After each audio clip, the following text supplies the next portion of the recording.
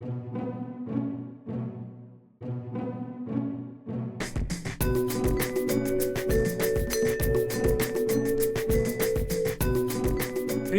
even vaguely acquainted with my work knows that I'm very interested in making arguments, rational arguments on behalf of religious truth.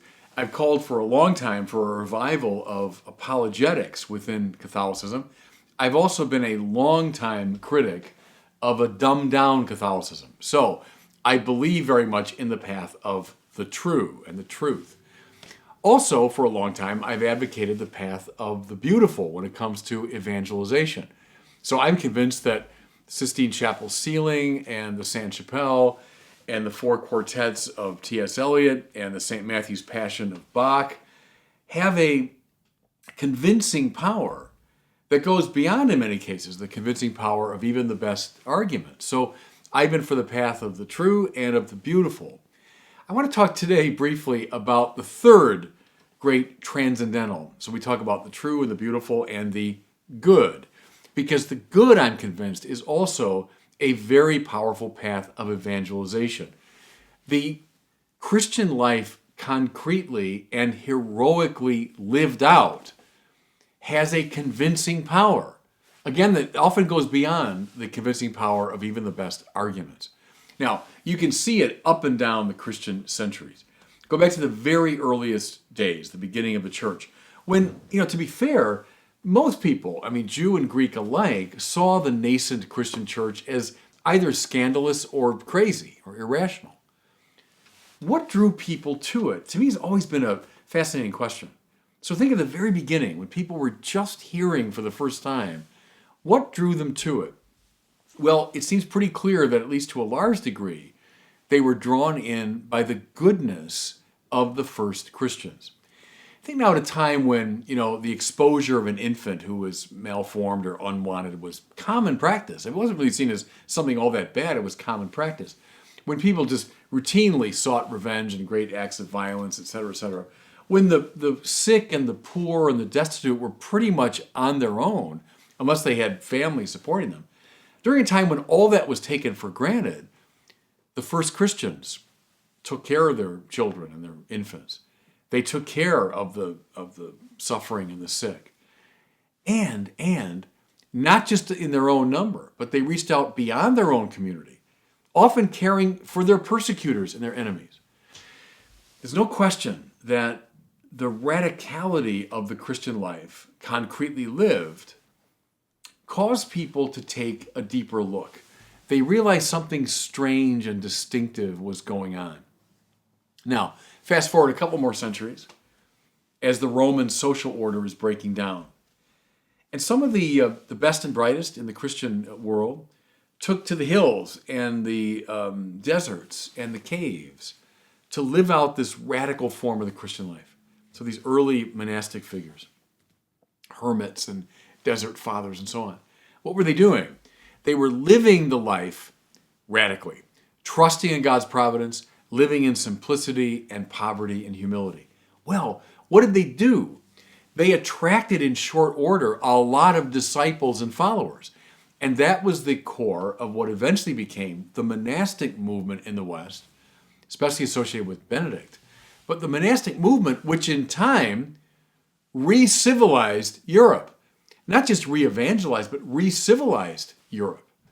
It was again the goodness of Christians that proclaimed the gospel. Fast forward now, about 9 centuries from that point, you come to the 13th century. A time of tremendous corruption in the church, especially among the clergy. And people often draw a comparison between that time and our own time, with our own scandals and so on. Who emerged? Francis and Dominic. Not primarily theological figures, even Dominic, who founds the order of preachers, but is himself more of an evangelical figure. What I mean is Francis and Dominic lived in a humble, simple, trusting way, radically living out the gospel. And then within weeks, months, years, those two movements have spread all over Christendom in a way that I think today we still find staggering. So long before they had the the social communication ability we have now and the transportation ability, within a few years, those simple mendicant, just means begging movements, had spread all over the Christian world. The goodness of Francis and Dominic and their first followers galvanized Christendom. Now come up to our time. I've argued that John Paul II, one of my great heroes, was the second greatest evangelist of the 20th century. Who was the first? Clearly, it seems to me, Saint Teresa of Calcutta, a woman who never wrote a book of theology, never wrote a book of apologetics, wouldn't have engaged probably publicly in those arguments in a very effective way. And yet, certainly in my lifetime, she was the living saint.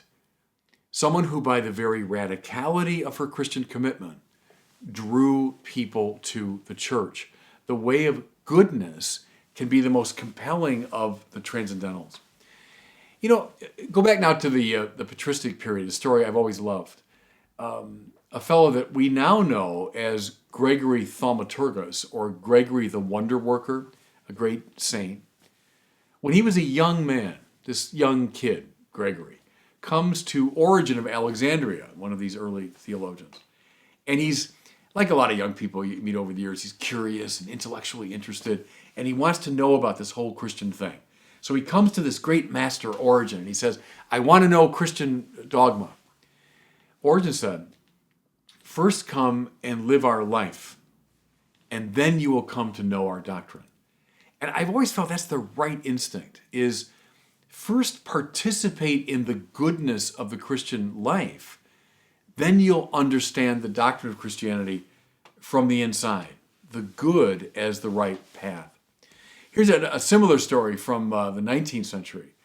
Jared Manley Hopkins, the great Jesuit poet, himself brought into the church by John Henry Newman. But Hopkins was approached by a friend who said, you know, I'm just having trouble believing in God. Hopkins did not offer him arguments. He didn't say, oh, let's revisit Thomas Aquinas. He said, give alms.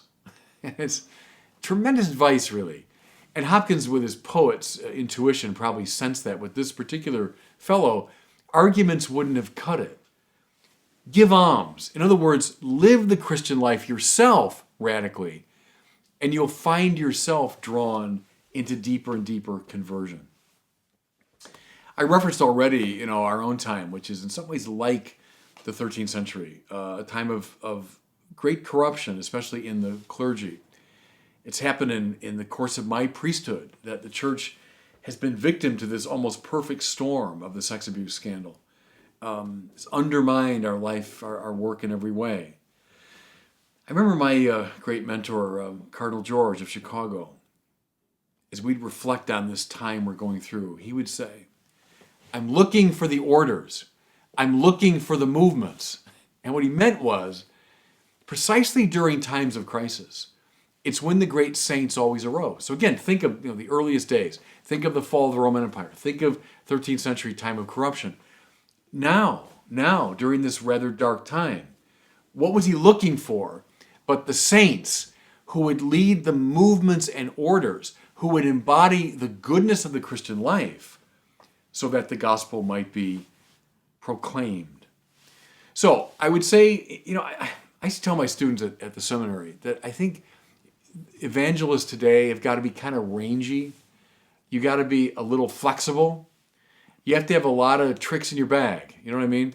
There's not one approach that works for everybody in every circumstance.